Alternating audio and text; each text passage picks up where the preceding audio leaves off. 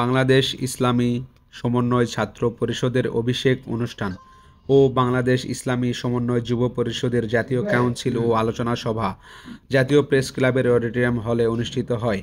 এতে প্রধান অতিথি হিসাবে উপস্থিত ছিলেন সাবেক পানি ও ধর্ম বিষয়ক মন্ত্রী জনাব নাজিম উদ্দিন আল আজাদ। প্রধান অতিথি তার বক্তব্যে বাংলাদেশ ইসলামী সমন্বয় পরিষদ এর উত্তরোত্তর সফলতা কামনা এবং সাম্প্রতিক কর্মকাণ্ডের ভূয়সী প্রশংসা করেন এবং দ্বিতীয় অধিবেশনে বাংলাদেশ ইসলামী সমন্বয় পরিষদের প্রতিষ্ঠাতা সভাপতি, ক্যান্সার গবেষক অধ্যক্ষ ডক্টর এস.এম.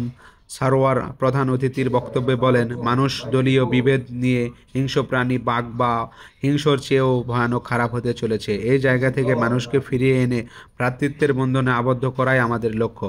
এছাড়া অনুষ্ঠানে প্রধান আলোচক হিসাবে উপস্থিত ছিলেন মাওলানা মোহাম্মদ আলমগীর, সাধারণ সম্পাদক, বাংলাদেশ ইসলামী সমন্বয় পরিষদ।